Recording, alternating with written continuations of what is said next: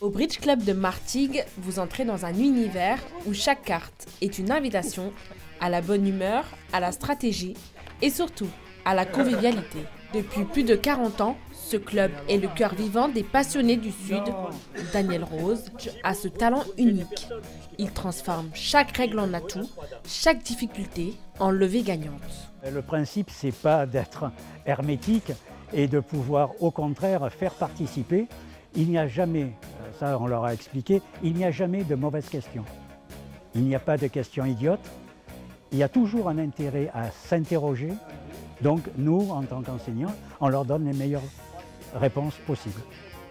Avec 170 adhérents, le Bridge Club Martégal ne cesse de grandir.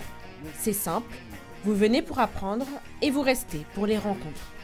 Des cours toute la semaine, adaptés à tous les niveaux, permettent à chacun de tirer son épingle du jeu. J'adore la randonnée et je me suis posé la question, en vieillissant, ça peut m'arriver de ne plus pouvoir randonner. Qu'est-ce que je peux faire?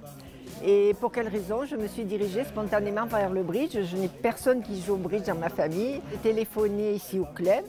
Jacqueline, la présidente, m'a répondu ce jour-là. Donc elle m'a dit de venir si ça m'intéressait pour une session. Et j'ai accroché, voilà, ça fait 2 ans que je fais du bridge. L'avantage de cette méthode d'apprentissage là, c'est que dès les premières séances, en fait, elle vous permet de pratiquer le jeu de la carte. On pensait que ça serait plus un jeu. On s'aperçoit que c'est presque plus un sport cérébral qu'un jeu, mais ça ne nous déplaît pas. C'est très addictif en fait. Stéphane, tout juste retraité, a décidé de miser sur une nouvelle passion.